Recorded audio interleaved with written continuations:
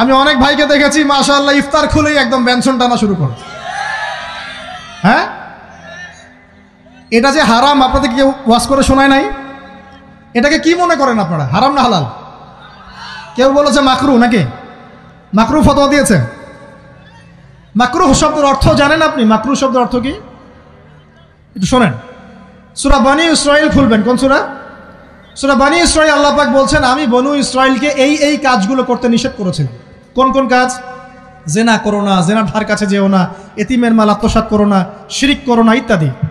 যারা আলেম আছেন তারা আমার কথা বুঝবেন।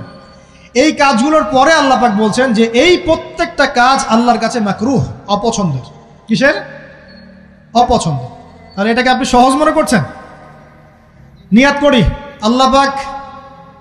আল্লাহ পাকের সন্তুষ্টির জন্য আমরা কোনোদিনও মাদকের সাথে সম্পৃক্ত হব না ইনশাআল্লাহ। আর বিশ্বাস করেন শুধুমাত্র মাদকদ্রব্য নিয়ন্ত্রণ অধিদপ্তর এই আইন কানুন এগুলো দিয়ে জরিমানা দিয়ে মানুষকে মাদক ছাড়ানো যাচ্ছে না, যাবে না। কেন যাবে না এটা আপনারা খুব ভালো করেই জানেন, আমি বলতে চাচ্ছি না। অনেক সময় মাদক বিরোধী কনসার্ট করে মানুষ, মাদক বিরোধী কনসার্টে ওঠার আগে এক বোতল ডাইল খেয়ে আসে আগে। এগুলো কি বাস্তব কথা বলছি না অবাস্তব কথা বলছি? আমাদের যুবক ভাইরা কোশ্চিনকালেও মাদকের ধার কাছে যাবেন না ইনশাআল্লাহ। একটা হাদিস খালি মনে রাখেন, এই হাদিসটা মনে রাখেন। নবী সাল্লাল্লাহু আলাইহি ওয়াসাল্লাম বলেছেন কেউ যদি মাদকদ্রব্য সেবন করে তার 40 দিনের নামাজ কবুল হবে না। সিগারেট একটা খেয়েছি, 40 দিন নামাজ নাই। এরপর যদি সে তওবা করে আল্লাহ মাফ করে দিবে। আবার যদি মাদক খায় আবার 40 দিন কবুল হবে না। যদি আবার তওবা করে আল্লাহ মাফ করে দিবেন। আবারও যদি খায় আবারও 40 দিন কবুল হবে না। আবারও তওবা করলে আল্লাহ আবার মাফ করে দিবেন।